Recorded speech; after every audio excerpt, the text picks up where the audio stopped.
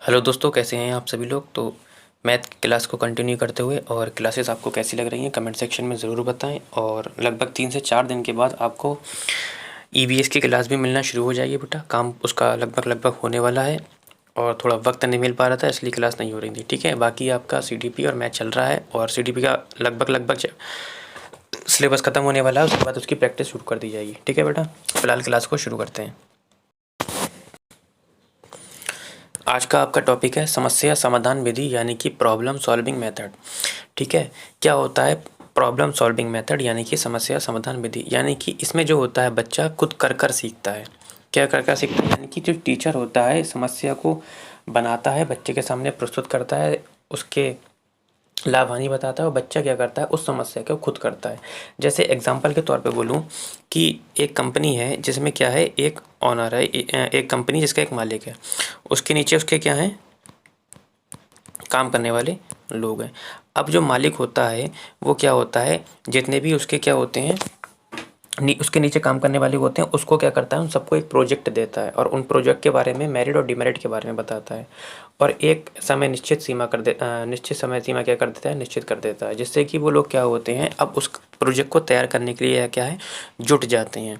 ठीक है, तो यही यानी कि समस्या समाधान करने के लिए जुट जाते हैं। यानी कि इसी तरीके से हम इसको क्लास में भी समझ सकते हैं कि टीचर ने एक प्रोजेक्ट यानी कि कोई समस्या दी और सारे बच्चे क्या है उसको करने के लिए तैयार हुए, तत्पर हो गए और वो खुद करके सीखते हैं। जैसे कि मालिक इंटरफेयर नहीं करता है प्रोजेक्ट देने के बाद, इसी तरीके से टीचर भी नहीं करता है, वो केवल उसके बारे में बता देता है। ठीक है, बस वही लिखा हुआ है। क्वेश्चन यहाँ से नहीं, नीचे वाले पॉइंट से बनेंगे, नई जो न्यू स्लाइड है उससे बनेंगे।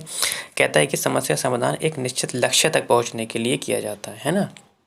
मैंने बताया ना, अपना टारगेट पूरा करने के लिए, जो आसानी से उपलब्ध नहीं होता है। इसमें ऐसी परिस्थितियाँ शामिल होती हैं जिनमें कोई चीज़ हमारे किसी कार्य को सफलतापूर्वक करने में बाधा उत्पन्न कर रही होती है। ठीक, आगे बढ़ते हैं।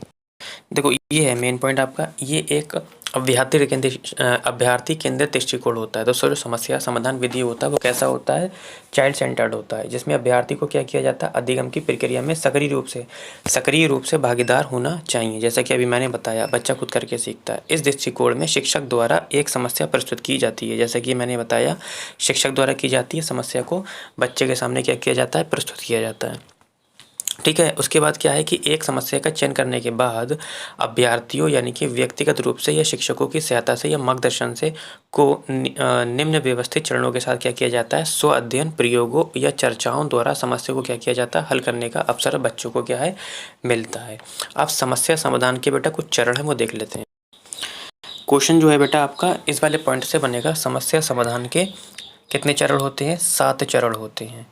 कितने चरण होते हैं, 7 चरण होते हैं। इसे हम व्यवहारिक रूप से समझेंगे जिससे कि सारे पॉइंट हमारे क्लियर हो जाएं। चरण नंबर 1 क्या है, समस्या की पहचान करना। सपोज करो मेरे सामने एक क्वेश्चन लिखा है, ये क्वेश्चन लिखा है, तो मैं निष्कर्ष तक पहुंचने के लिए पहले मैं उस क्वेश्चन को जो दे रखा है मुझे, वो उस क्वेश्चन को पहले मैं क्या करूँगा, उसे पहचानूंगा।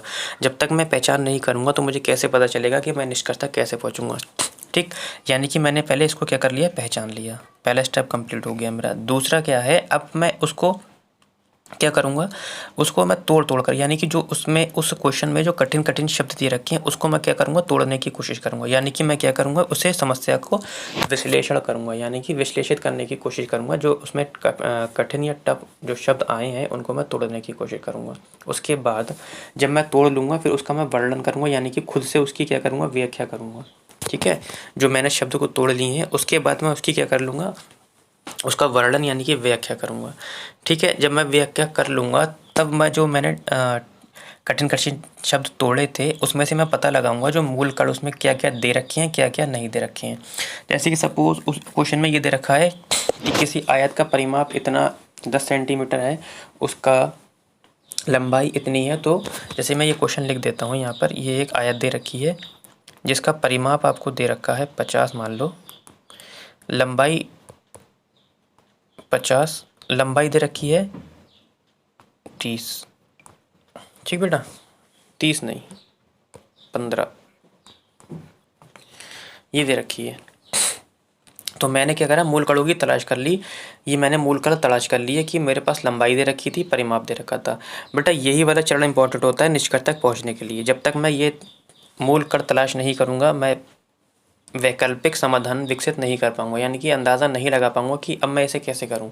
ठीक है, वैकल्पिक समाधान का मतलब होता है मैं इसको कई तरीके से कर सकता हूँ। एक तो मैंने वैकल्पिक संसाधन इस्तेमाल करा कि यार मैं परिमाप का फार्मूला लगा दूँ। क्या फार्मूला होता है कि P × 2 × L+B, यानी कि परिमाप का फार्मूला होता है 2 गुणा लंबाई प्लस चौड़ाई। या तो मैं इस वाले फार्मूले से कर सकता हूँ, या मैं ये देख सकता हूँ कि ये 15 है तो ये भी 15 होगा। ठीक है, 15 15 30 हो गए। अब मुझे कितने की ज़रूरत पड़ रही है, क्योंकि परिमाप क्या होता है, जो बाहर की जो बाउंड्री होती है बेटा, यही तो परिमाप होता है इन सबका योग।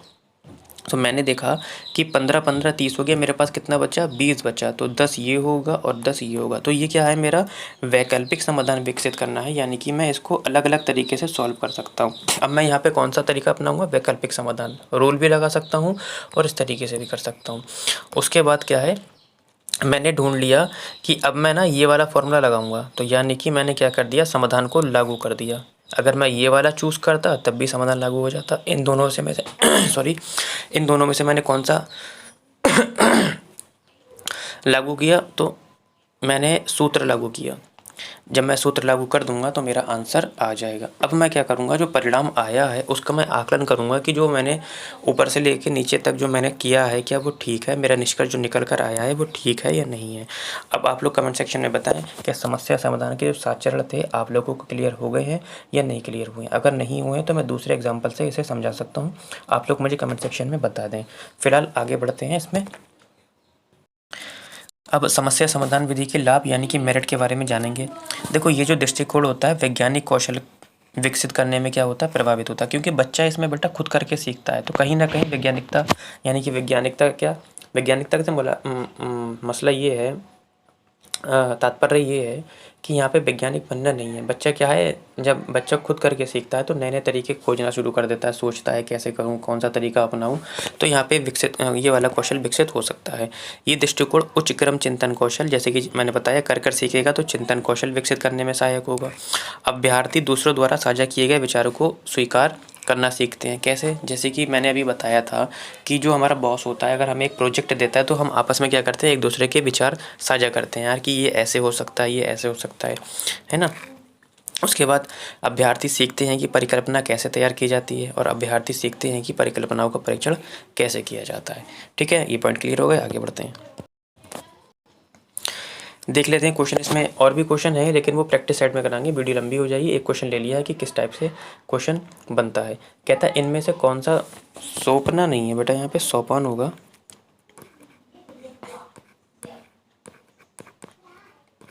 ठीक है, इनमें से कौन सा सोपान या चरण समस्या समाधान में शामिल नहीं है। तो आपको 7 चरण वो याद होना चाहिए। कहता है कि अविवेकी, अविचित, कलन विधि का प्रयोग करना, योजना का प्रतिपादन करना, उत्तर परिणाम को प्रतिपादित करना, समस्या का स्पष्टीकरण करना। बिल्कुल बेटा, देखो समस्या को स्पष्टीकरण ये तो था आपका, समस्या को पहचानना, परिणाम को जो आया है उसको चेक करना ये भी था आपका, योजना को प्रतिपादन करना, पहचानना ये भी था।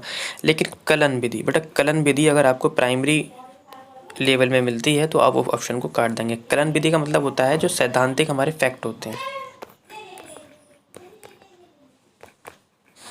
जो सैद्धांतिक फैक्ट होते हैं या तथ्य मान लें, ये क्या होते हैं सैद्धांतिक फैक्ट, इन्हें बेटा रट्टा ही मारा जाता है। क्या किया जाता है, रट्टा मारा जाता है। और रट्टा मारेंगे तो समस्या समाधान विधि में रट्टा मारा नहीं जाता, ये तो अभी मैं आपको बता चुका हूँ, ऊपर इतने स्टेप बताए, इसमें कोई सा भी रट्टा नहीं मारा जाता है। तो इस तरीके से भी हमारा उत्तर गलत है। दूसरा, कलन विधि आ गई तब भी हमारा गलत है। तो ऑप्शन हमारा क्या हो जाएगा, ऑप्शन नंबर ए हो जाएगा। ठीक है, आगे देखते हैं। तो एक ये नया टॉपिक है जियोजेब्रा सॉफ्टवेयर, चाहे तो आप लोग इसके बारे में पढ़कर आइए।